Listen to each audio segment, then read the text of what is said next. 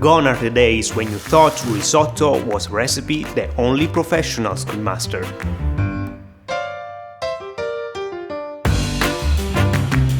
Hello and welcome to the ultimate risotto guide with Riso Gallo.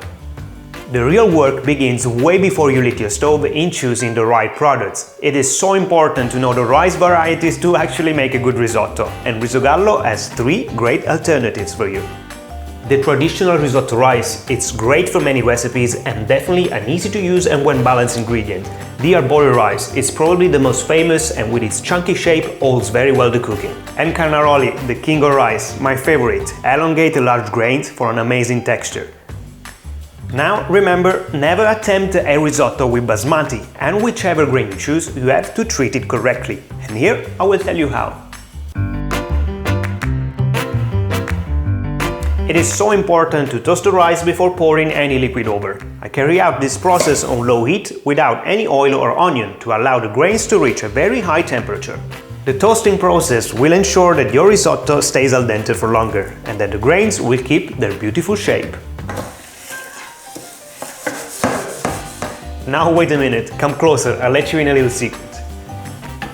I always cook the chopped onions in a separate pan and add it later to the risotto when the actual cooking starts. We left our risotto just about toasted and ready to be cooked.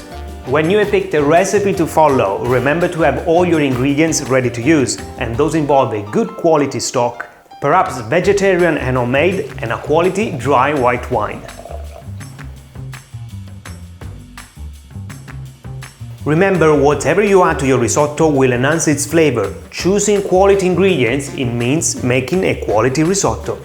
Personally, when I picture a good risotto, I always think about Riso Gallo, an historic brand in constant evolution and now sustainable from farm to fork. Now, let's get back to the recipe. Pour the wine in and let the alcohol evaporate. Add the stock gradually and set your timer. Most risottos will take about 17 minutes to be cooked. At this stage you can also add the cooked onion. Remember to make sure there is always enough stock to cover the rice, that you mix it every now and then, and to cook constant on a medium heat. Guys, I'm so excited! The last part is the best part and frankly everyone's favorite as the dish is almost ready. The time is almost up and the stock in your risotto should be just enough to make it creamy. I'm adding now saffron to make a risotto alla milanese.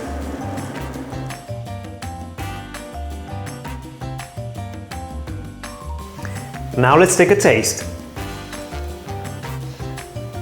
If you're happy with the texture, remove it from the heat and get ready for the Mantecator.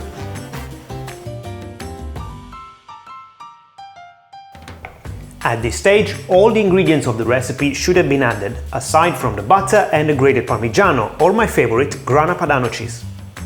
Mantecator doesn't just mean to add butter and cheese though, but to create an emotion between the liquids and the fat. With the right gesture and movement, you will improve exponentially the creaminess of your risotto. Always make sure your risotto is well seasoned and balanced, and I'll let you in another secret. I often add a splash of white wine or a drop of lemon juice at the end to bring out a bit more acidity. Go ahead and try it, you thank me later. Plate with a little flair either in a flat dish or a shallow bowl. Garnish as you wish and dive in. If you guys have enjoyed this ultimate risotto guide by Riso Gallo, don't forget to follow us for plenty more tasty recipes.